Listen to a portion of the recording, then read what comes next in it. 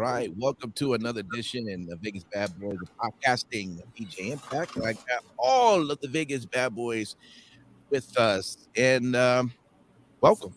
Three count. We got three good topics that we pull off the internet. And if you're watching us live, please throw in a comment if you feel pleased to. We're live, YouTube Live, Facebook Live, Twitch, 8 p.m. Pacific Standard Time every Sunday for our wrestling talk, and around 8:50-ish for our three count. So we appreciate you. Thanks for hanging out. All right, let's get right into our three count. It's time. Vegas Bad Boys of Podcasting present 1, 2, 3. Count Talk. Count Talk, baby. All right, let's start with our first one from CageSideSeats.com. It's titled Big E with a positive update on his broken neck. It went like this: the power of positivity works. At least that's what I'm going to take away from Big E's latest update from the hospital in Birmingham, Alabama. That's where he was taken by ambulance during this past Friday Night SmackDown after being stretchered out. And E's video update that he did the night after was that he suffered a broken neck after landing on his head, taking a Ridge Holland belly-to-belly suplex on the floor. He remained upbeat in that post, focusing on the fact that he could move his fingers and toes and the outpouring of love and support he was receiving, rather than the obvious bad news. Its new update this morning strikes a similar tone and contains even more reason for the optimism. And this is what he said. So I got some really good news. All things considered, the C1 and C6, two of the 7 cervical vertebrae, are indeed fractured. Non-displacement, though, which is a very good thing. And I don't have any damage to my spinal cord, no ligament damage, and no surgery, which I'm very thankful for. And pro tip, if you're going to break your neck, do it in Birmingham. They've been great. Everyone here at the University of Alabama, Birmingham, has been great. For real, it's meant a ton to me that so many of you have been so kind and reached out, stopped in to see me and texted me. And I feel like I sound like a broken record, but I'm grateful and I'm going to be all right. So blessed. All right. This was your article, Sin City Steve. Let's start off with you. What was your take, man? I mean, I watched this when it happened, and it was like, and it's crazy. I've been kind of seeing this a lot more than I probably should. I think the last time I was a little bit worried was during the match with Drew McIntyre and Madcap. I saw the same thing, and I was like, oh my God, that tripped me too. But it's Sin City. What's your thoughts? So I think the thing that really stood out to me the most is that and again, it's his gimmick, but this lends credence to the fact that he is playing himself just amped up. Just the amount of positivity that he displayed through both of the videos. Like you said, seeing him get dropped on his head. I was actually at work, and I got some text messages from people that were watching the East Coast feed. And, the one that stood out to me the most was somebody texted me and they said, well, Big E just got drawsed. And I was like, oh, fuck, here we go. And legitimately, I thought that it happened when he did that spear through the ropes dive that he always does. When in all actuality, it was the overhead belly to belly from Ridge Holland. I think that, like I said, him being so positive with everything is really a breath of fresh air and is great to see. And the thing that is really good is the fact that there's no displacement, no damage to his spinal cord, but no surgery. So that's something that really, really stands out. Realistically speaking, the article did mention Ricky Starks. Ricky Starks actually fractured one of the vertebrae in his neck as well, and he was back in about 3 months. Wow. So by no means am I saying that Big E is going to be back in 3 months or even 6 months. Honestly, I could see him taking some time and coming back possibly at the Rumble next year. And he's without a doubt, the odds on favorite in my view to come back looking even more of a monster than he ever has been. And I could see him being a surprise entrant into the Rumble, winning the damn thing, and, you know, going on to WrestleMania and finally getting the spotlight that he should have had when he won the World Championship. And rightly so. I mean, this guy is not just an amazing wrestler, but he is an amazing human being. And, you know, thoughts and prayers, without a doubt. I know it's a cliche, but thoughts and prayers are definitely with him and his family. And I personally can't wait to see him back in the ring. Absolutely. Matt Michaels, quick question for you, man. Does, you know, one thing about wrestling is we know it's a dance, right? When you got two people, you gotta be able to one look after the other and all that. Does Rich Holland take any does he take any issue? Does he get any talked to about this, or in trouble, or anything about this, or is it just looked at as, you know, as a mistake and we just keep going? What's your take? He's probably not going to get too much heat about it. Again, it's accidents happen. Unfortunately, you're in a profession in which if the accident happens, you can be paralyzed or dead within one move. So you know the risk that you're taking. There's no doubt about that. I don't think that Big E also, well, first of all, Ridge visited the hospital. So that's a step forward. Yeah. I think Owen Hart fucked up years ago when he did not call or make any effort to apologize to Austin. So that's a big thing. The thing that really, and also speaking of it, NXT, when the Diamond Mine brothers, the Creed brothers, came into the ring and did. There was something that one of the Creed brothers was throwing one of the Imperium from the ropes over. Dude almost fucking landed straight on his head. Yeah, exactly. And he was quick enough to put both of his hands to flip his body over, but he was aware that if he didn't do that, I saw that too. I had mentioned that when I was watching. That was a close call too. It was. So it's stuff that happens.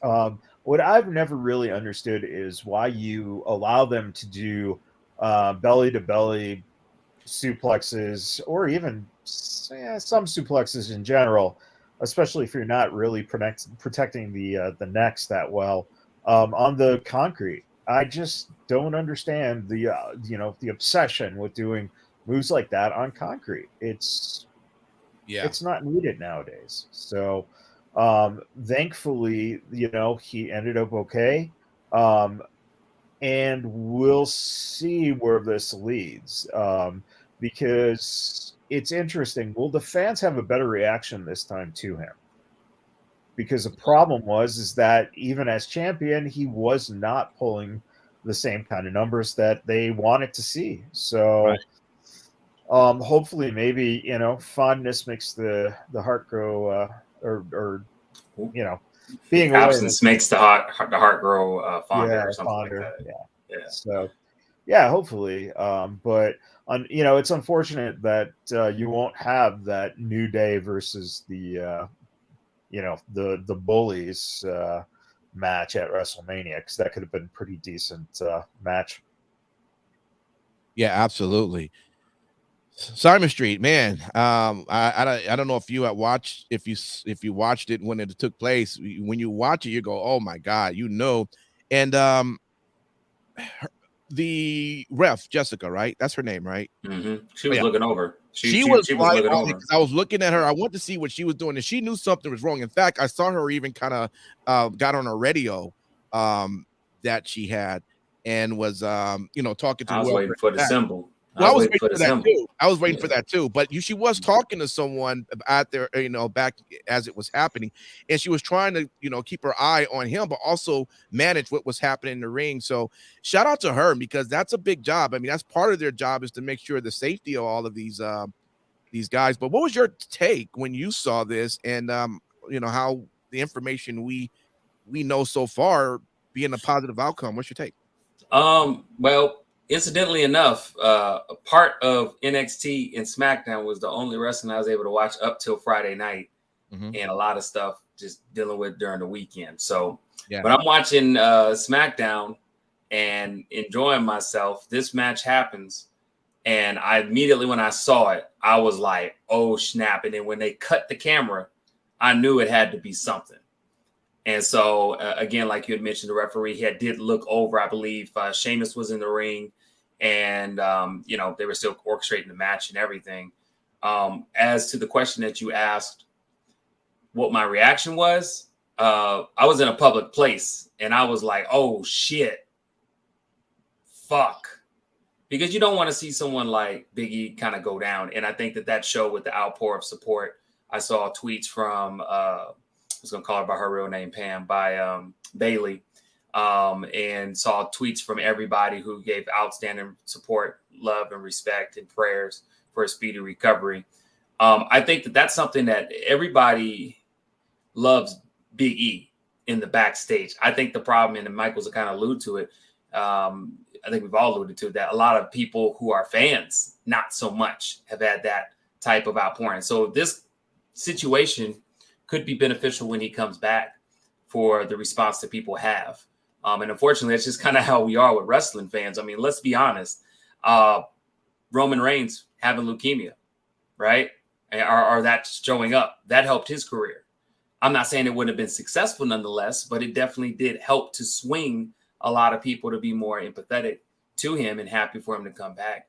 I'm just happy that it's not permanent damage, because we've all watched wrestling for X amount of years and have seen where it does end up bad. And it sucks because it's somebody that he had so much more years of talent that was left in his career. You know what I mean? And you'd hate to see that get cut short. I will say this. After that, I was very concerned and upset. And then I was even more horrified after I found out about Butch. It just hurt my soul. Like that whole segment made me almost not want to watch the rest of SmackDown, because I was upset and worried about Big E. And then I heard about Butch, and it was just, but yeah, hopefully it gets better.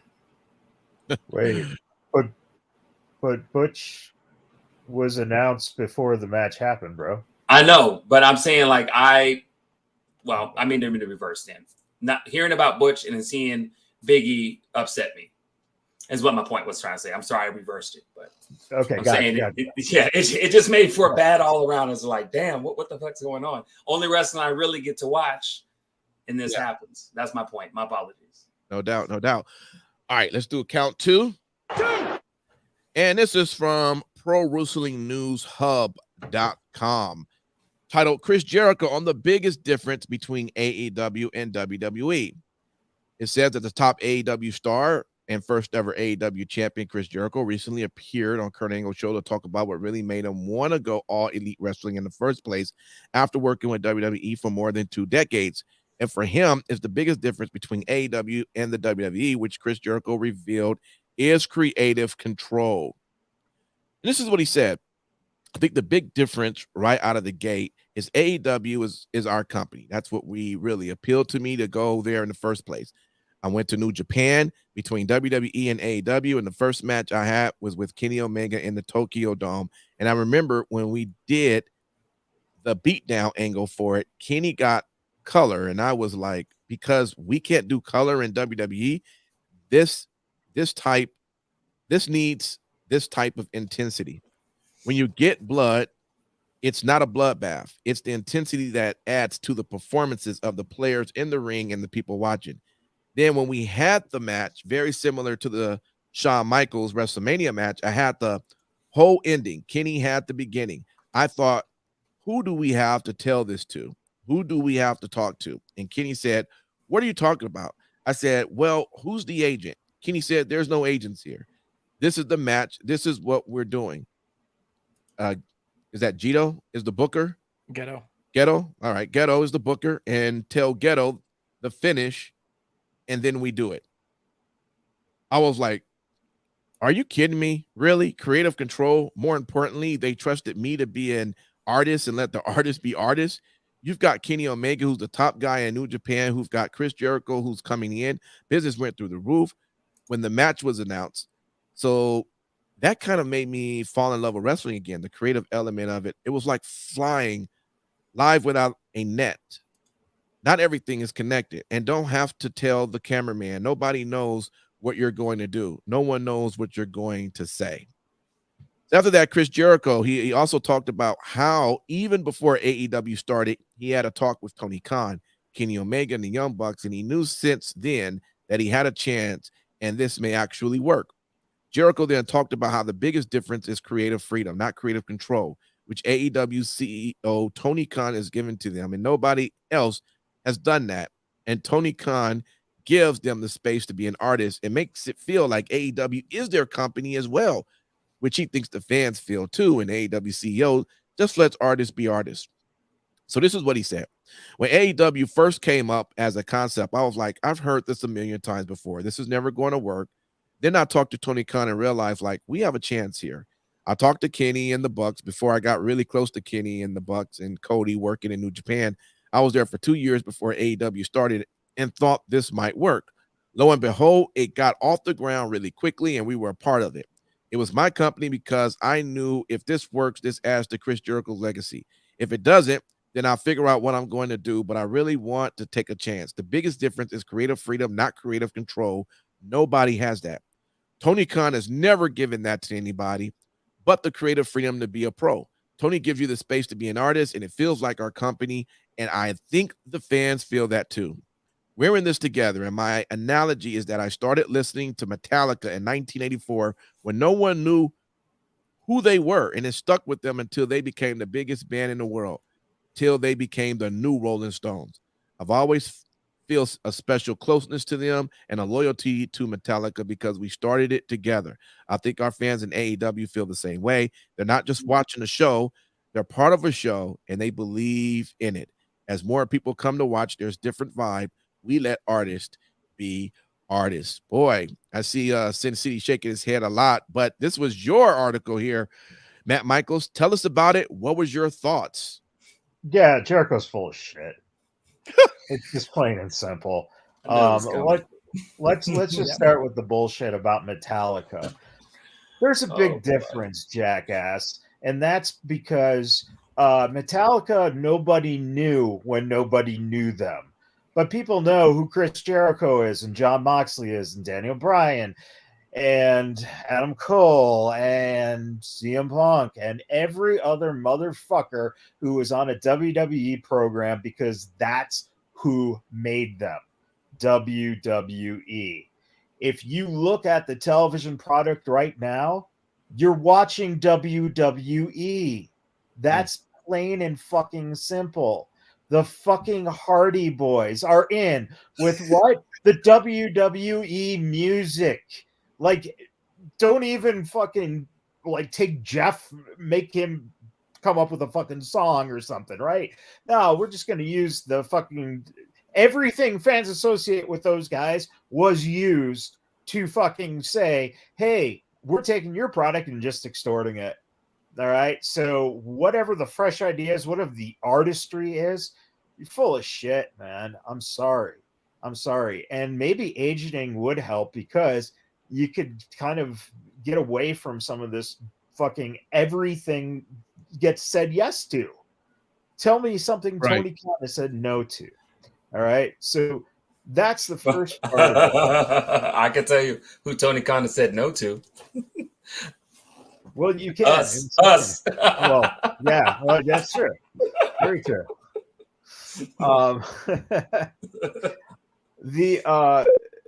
One of the things that I think that is interesting too is that he says it's their company, but at the same breath, this week we are getting the report of why the Briscoes aren't in AEW, and that's because a Warner executive allegedly said no because of the remarks that were homophobic made by Jay Briscoe years ago on Twitter. So that doesn't make it your company, bro. It makes it their company. And this is the stuff that you're going to start dealing with, is network getting involved. You're going to lose a lot of those quote unquote freedoms that you have to be quote unquote artists when you start getting under the radar of guys in the fucking television company. And it's not going to be the same, man. And, you know, in terms of the fans, your fans were going to follow the product and be happy with it. Why? Because they despise WWE so much that they don't realize they're watching WWE. And that is true blinders. Wow. Damn. Well, let me ask you this, Sin City. I know you might want to take in some of those words there, but one of the quotes that he got on here, he says, the biggest difference is creative freedom, not creative control. You know, nobody has that. He mentions in there. Now, I'm just curious, does Jericho never felt that he could not be creative at all in WWE? Because I just think that, and I could be wrong, but I would think someone at Chris Jericho's level, I think he could be right up there with you know, with Roman Reigns, you know, in terms of this is where I would like to go with my character. And they say, okay, let's make that work. I mean, Apollo Crews comes up with this, hey, let me do a Nigerian character, and he gets that thrown out there. I don't see how Chris would not been able to start an inner circle if he wanted to do something like that in WWE with this tenure. I could be wrong, but you tell me, what's your thoughts on that? And then overall with the article. I mean, realistically, no one knows unless they are privy to backstage information. It's really easy for us to sit here and, you know, run our mouths about this and that. And we all love to do it from time to time. Let's be real. You know, whether we love Vince McMahon and his decisions, or we hate his decisions and his creative and, you know, writing process. But the fact is that, you know, a lot of that stuff really resonates with me, because, you know, out of the four of us, I am the person, and no offense, Simon, but I am the most in tune with the AEW product. Oh, yeah. And I know that you're coming along, bro. Getting there one day. You'll get there. You'll get there soon enough. But and Impact, you like to say that you are, but yeah, you're still WWE to the core. Matt Michaels, that ship has sailed for you. You're never going to enjoy AEW product, and I'm well aware of that. So, but the fact is, yeah, I mean, I saw the work that Jericho did in New Japan, and while his work and his matches in New Japan were not the greatest, he definitely, you know, listening to his podcasts and some of the thought processes that he, you know, used to come up with his characters and iterations that he, you know, developed during his time in Japan, this stuff really did hold true. And, you know, he kind of brought a lot of this stuff out to light for the people that don't necessarily listen to his podcast. I think that, you know, AEW still is in its infancy. It's been around for less than 3 years. So yeah, they're going to allow more creative freedom to their performers to, you know, go out there, see what, you know, throw whatever at the wall and see what sticks. I think that regardless of what it is, AEW has been able to change up the entire landscape of pro wrestling, mainstream professional wrestling in the United States. And I think that it is pretty plain to see that a lot of these guys are getting through ideas and gimmicks and, you know, matches, spots in matches, things of that nature that would never fly in WWE. And again, it might be extremely shallow for me to say that, but, you know, especially given what I had just mentioned. However, just judging off of previous bodies of work, would a character like an Orange Cassidy ever fly in WWE? Well, we're finally starting to see that happen with Lisa Chu in fucking NXT. So I think that if nothing else, AEW has come in and they've kind of shaken everything up. And whether they're direct competition with WWE, you know, you can say whatever you will about that. I think that they have taken a few of the viewers away from WWE, but the entire landscape of professional wrestling in the United States has changed forever because of AEW. And I think that we down the road could see, some of the creative freedom start to, go away, and AEW start to use agents and things of that nature. But for right now, I am completely on board. And, I think that we're on a pretty fun ride right now. Let me ask you, Simon Street, you're a person I know this from knowing you a long time. You talk about the importance of structure, especially in business and all. And, when you read this, he talks about when he goes over to New Japan and has a match with Kenny Omega. He's questioning, the creative guy, the agent, who I need to talk to, blah, blah, blah. And Kenny is like, man, just get in there and perform. We don't have all that going on. Come on. Well, what's your take when you hear that? Do you believe that there should be some sort of some structure going on within the business? I mean, yes, you understand the idea of you want to be creative and you want to come up with some of your ideas, but to just being told, hey, just get out there and have a good match and not knowing where you're going, that could be kind of confusing, would you say? I mean, it could be in a possibility, but you also have to look at what is your market and what is the type of business you want to run. WWE has a certain structure because the business that they're trying to get, has a lot to do with the way their company structure is in general. They're, I believe it's publicly traded company. So there's a lot of set of rules and different methods of how your company has to be structured, and decisions have to be followed accordingly. I think AEW is in a very interesting type of place because right now they are in a situation to where they can structure their company a little loose-handedly at times. Yes, as Michaels did allude to, that eventually will slowly start to be taken away to certain bits here and there because they are partnered with Turner, and they do have a certain, hand on the product where they can dictate certain things when they want to. But the good thing that I will say to kind of answer your question is I think that AEW in a weird way does have structure.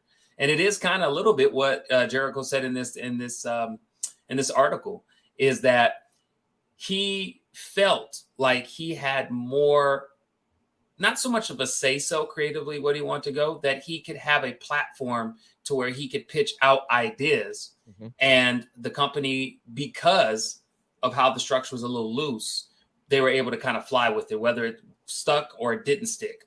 One good example that I would say is, the Jericho Society. Ordinarily, I wouldn't have liked it. But after a while, I'm like, okay, this is not horrible. It doesn't suck. It's not great, but it doesn't suck. That's something that never would have freaking flown in WWE. They would have probably been at the table. I can guarantee it, with most of the members that's on that team right now.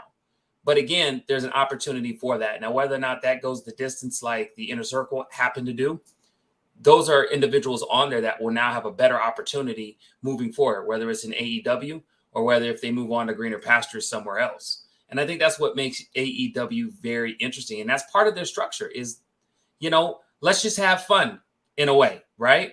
Let's give what the fans want. Let's do things a little bit different from WWE. And let's have fun with it now. Let's be in the now. Yes, business-wise, that doesn't seem very smart. But at the end of the day, they've been around for what, going on 4 years almost? Is it 4 years? 3 years. 3 years. My bad. 3 years. So it takes about how many years was WCW in the business before they finally had to call it quits? Was it around 4 years? You can't compare it. No, I'm not trying to compare. I'm just asking in general. Was it like 4 years or 5 years? I can't remember. I don't know. I mean, that's the problem, though. It was a nationally televised program, and Turner just bought the company. Well, that's the point that I was trying to make. Every situation is different, right? So with AEW, we're on a different type of programming in general, just in the audience. You're starting to see almost an end of the demographics of what wrestling is going to be catered to very soon. And AEW is probably going to be changed. It's no longer going to be that 18 to 50, 60-year-old demographic anymore. It's going to be a little bit different. They're going to have to dip that number down a little bit and try and get some of that pie of the younger people. I feel that AEW is in a better position with a looser structure to be able to accommodate or test some of that versus the WWE. Not that they can't do that. They just have to structure their company better to fit that i.e. NXT 2.0. Do you see what I'm saying? They couldn't have just toyed with that to entertain a younger demographic. AEW can do it on the fly, and they've done it. They've done it with Orange Cassidy. They've done it with other characters that they put on there. You know, yes, it is WWE rehashed most times. Not going to lie. Finally saw the last pay-per-view. Very exciting, by the way.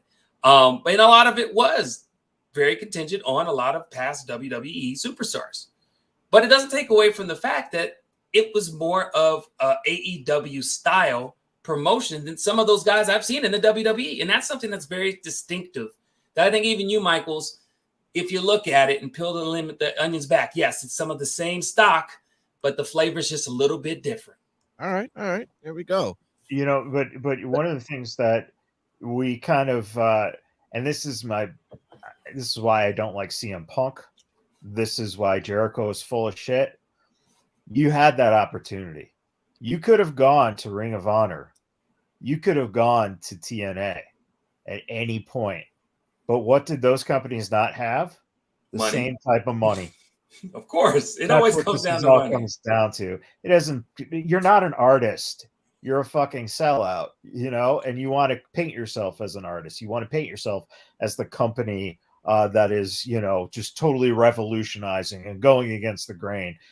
What is it doing? It's doing the same fucking thing. And that's what it comes down to. But let me ask you this quick question. I don't want to drag this on any longer. Okay. Let's just say us four guys, Vegas BadBoyz, the next 3 years, right? We get acclaimed, right? Huge. Okay. 10 years later, we decide, hey, you know what? Not that we're going to go our separate ways, but we want to do some projects, right? Yeah, we could individually or all together collectively go back and try to restart a new type of podcast, right? Like what we did when we first started. Some of us may want to, but let's be real. With the time and the success that we've had, that's really, really hard to do that and not get paid the money that you should. Unless you're going to just totally take over. That's not the argument. The argument is that he specifically says it's the artistry. Well, yes, it is the artistry, but at the end of the day, you don't want to do it for free. He ain't going to go back to ROH and do it for free. He ain't going to go to TNA and do it for free. But an artist gets paid something, not hold out for everything. That's what it comes down to. Artists are different than entertainers. That's all it is. But and it comes down to this too. Listen, one of his but that's it. Broken, struggling artists are the ones who are considered actual artists, and the ones who, you know, get paid millions of dollars to do shit are considered professionals. So, but what about like Prince? And I'm not trying to jump over, but I'm saying like with Prince, right? He didn't like the way the industry was going. He didn't like the control, right? Almost the same way. He didn't like the creative control that labels had, right? So then he wanted to kind of start his own label. He could have went back and done it extra small time, but he didn't. He still wanted to have that money, right? I feel like you have to uphold a certain level. Jericho level, you ain't going down to ROH. And no disrespect to ROH. I'm just saying, you absolutely could. You can now. You couldn't do that a long time ago. John Cena would go down to ROH. What, 10 years ago? I highly doubt that. At the peak of his success. Absolutely. John is, if any one of them was in a position where they didn't feel like they were getting the creative control they wanted, they could have gone somewhere else as long as they weren't under contract. Period. And they would have took a smaller check than the WWE check and not try to own. That's why I'm calling bullshit on Jericho, is because he wouldn't have done that. He's not an artist. And his whole method of this was they let us bleed in Japan. For fuck's sake, bleeding, that's all AEW is. So I guess that's artistry, is blading. And if that's artistry, you're getting paid though. Well, it's how you bleed. Exactly. It's paid to blade. Yeah. There you go. You can't just be bleeding here. It's got to be like a masterpiece all on your. You know, all the guys in AEW, they actually bleed green. Shit, as long as that trickles into my bank account, we good. Because them contracts is good down payments for like multi-million-dollar homes. All right. Here we go, guys. Let's get to count three. And this is from IGN.com, titled WWE 2K22. Logan Paul, Mr. T, and more are being added as a DLC. It reads a little bit like this, that WWE 2K22's post-launch content updates have been revealed through July 2022, and they include such new playable characters as Logan Paul, Mr. T, Machine Gun Kelly, Ronda Rousey, Cactus Jack, and many more. These 5 content packs will in total add 28 new characters to WWE 2K22's roster and will be available for individual purchase alongside being included for those with the Season Pass Deluxe Edition or NWO for Life Digital Edition of WWE 2K22. Some of the celebrity editions go far beyond just because they are popular, as some have a connection to the game and the sport. For example, Machine Gun Kelly is WWE 2K22's executive soundtrack producer, and Logan Paul is set to compete in a WrestleMania match with tag team partner The Miz against Rey Mysterio, WWE 2K22 cover star, and his son Dominic Mysterio. And it also shows the full list of packs that's going to be coming out. Quite a few names here on this list. But this overall was your selection, Simon Street. I'm pretty sure Matt Michael's going to be like, I'm out of it because he doesn't play any games. But I know both you and Sin City and myself have played so many WWE. So what was your take, man? You wanted to what got you going on this article? Well, first and foremost, WWE 2K22 just came out this Friday. So technically Thursday is when I got it, Thursday night, 9:00. And I like the title. It says hit different, and it sure did hit different because what hit last time in 20 was this is motherfucking bullshit. That's what that was. So definitely shout out to the whole team at 2K for redeeming themselves. I had an opportunity to play some of the different modes, particularly the Rey Mysterio story mode, and it was amazing. There's some new things that they did with it. Michael's would even probably appreciate it, where you're playing on the storyline and there's parts where it will seamlessly transition from your gameplay into the actual documentary. And you have Rey Mysterio in the background as you're playing, going through his whole match, particularly with Halloween Havoc 97 with Eddie Guerrero. Truly awesome. I haven't seen much like that in a video game before. Not even Madden has done that. So shout out to 2K. From what I saw, fucking amazing. I felt engaged. So out of that, this article, first and foremost, Logan Paul, what the fuck? I get it. We're going to see a lot of Logan Paul in the next month. I get it. He's somebody that WWE is getting it. But what pisses me off more than anything, and I'm hoping, praying that I will pay double the price for this DLC character that's not even on this list. And I'll give you the quick list. You got in Banzai Pack, Yokozuna, Umaga, Rikishi, Omos, Casey Catanzaro, which is really weird because you got like 4 really big dudes and 1 little girl. But hey, that's the Banzai Pack. Then next you got Most Wanted Pack, Cactus Jack, the Boogeyman, Vader, Dragunov, Indy Hartwell. Then you got Stand Back, Hurricane Helm, Stacy Keibler, A-Kid, Wes Lee, Nash Carter, Clown Around Pack, Doink the Clown, Ronda Rousey, the British Bulldog, Mr. T, Doudrop, Rick Boggs. And the last one you got is the whole damn package. If you didn't think that Rob Van Dam wasn't going to be on that motherfucker, you knew he was because he's the whole fucking show. Then you got fucking Logan Paul, Machine Gun Kelly, LA Knight, happy about that. Xia Li, love her. Got to watch her IG. And then also, too, Commander Aziz, which I just want to play against Omos and Commander Aziz so I can have Omos squash him. But anyways, besides the point, where the fuck is Bad Bunny? Where is Bad Bunny? Why could we not have Bad Bunny on this DLC? Can anybody tell me that? How many people you know right now? Bad Bunny, because that might be his management, man. It might be. But I was so upset because I was hoping Bad Bunny, who won me over from last WWE, I didn't like him before when he first got there, but he won me over after WrestleMania, and he's not on it.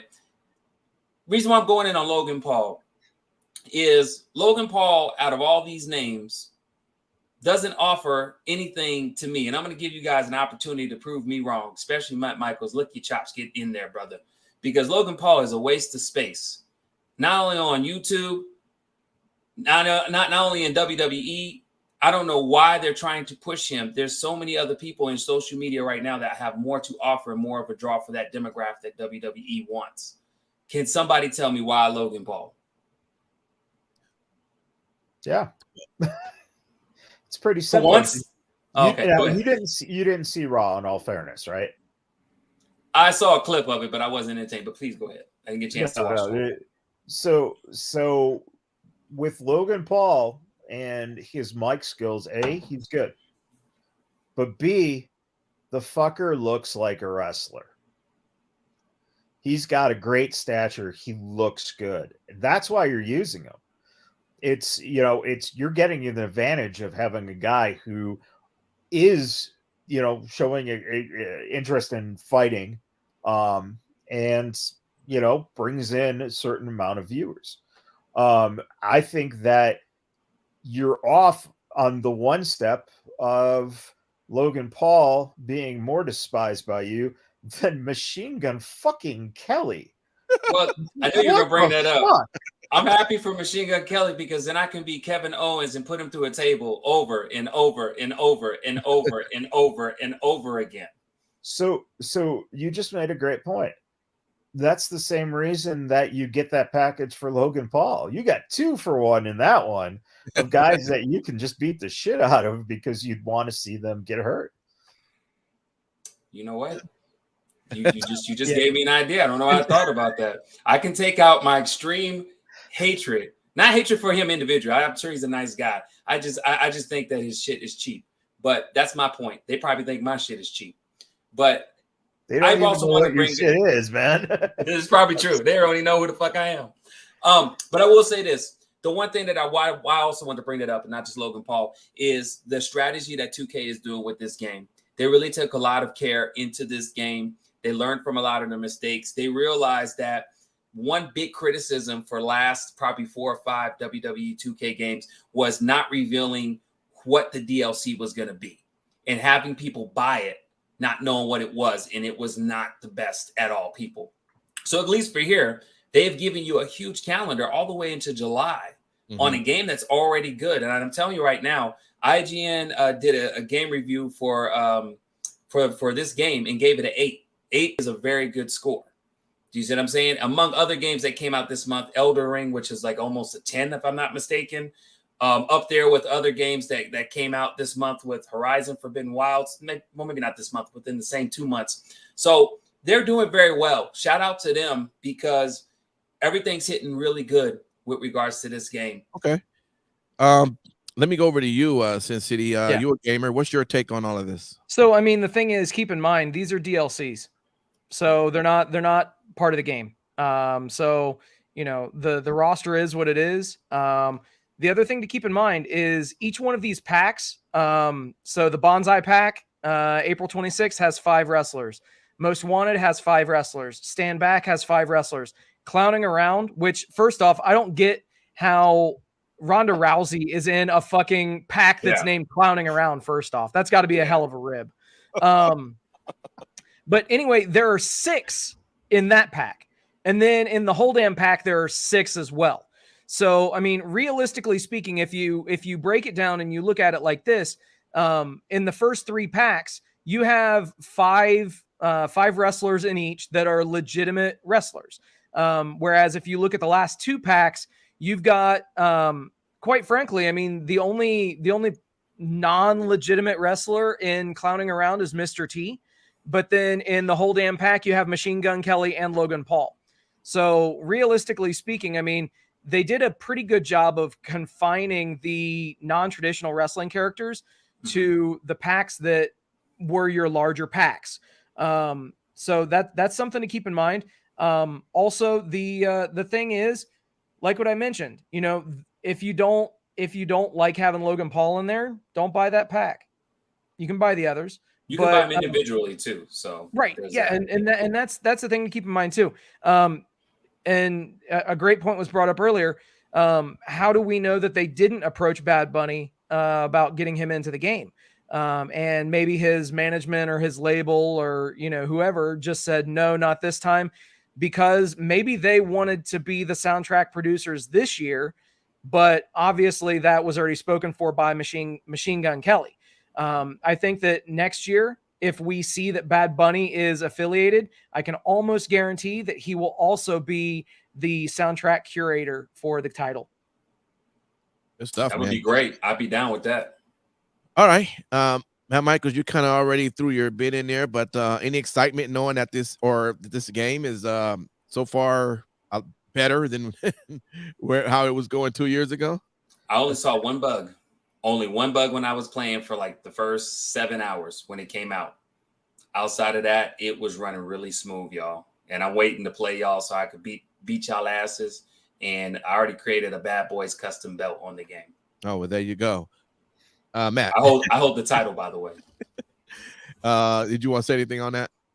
No, just congratulations to Navajo Warrior for doing another splendid job on the WWE 2K games. Just phenomenal.